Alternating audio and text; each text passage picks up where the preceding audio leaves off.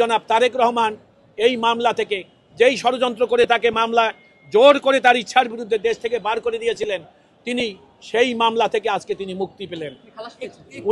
ওনাকে খালাস দেওয়া হয়েছে, বেকসুর খালাস।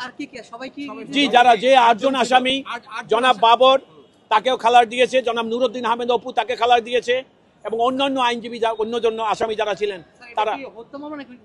এটা ওই হত্যা মামলাকে কেন্দ্র করে ঘুষ লেনদেনের মামলা ছিল।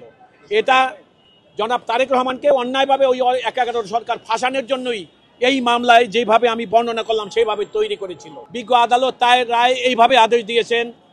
আর বিজ্ঞ আদালত বলেছেন যে তার আদালতে দুদক 15 জন সাক্ষী উপস্থাপন করেছেন।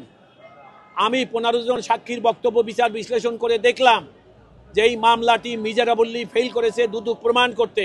সেই কারণে তিনি বলেছেন জনাব তারেক রহমান, জনাব লুৎফুজ্জামান বাবর, জনাব মিয়া নুরুদ্দিন অপু সহ অন্যান্য সকল আসামিরা এই মামলায় দুদক প্রমাণ করতে ব্যর্থ হওয়ায় তাদেরকে সবাইকে বেকসুরভাবে এই মামলা থেকে খালাস প্রদান করা হলো। রায়ের পর্যবেক্ষণ আছে, আদেশের পর্যবেক্ষণ হলেই যে hopelessly the prosecution Dudak has miserably fail to prove the case.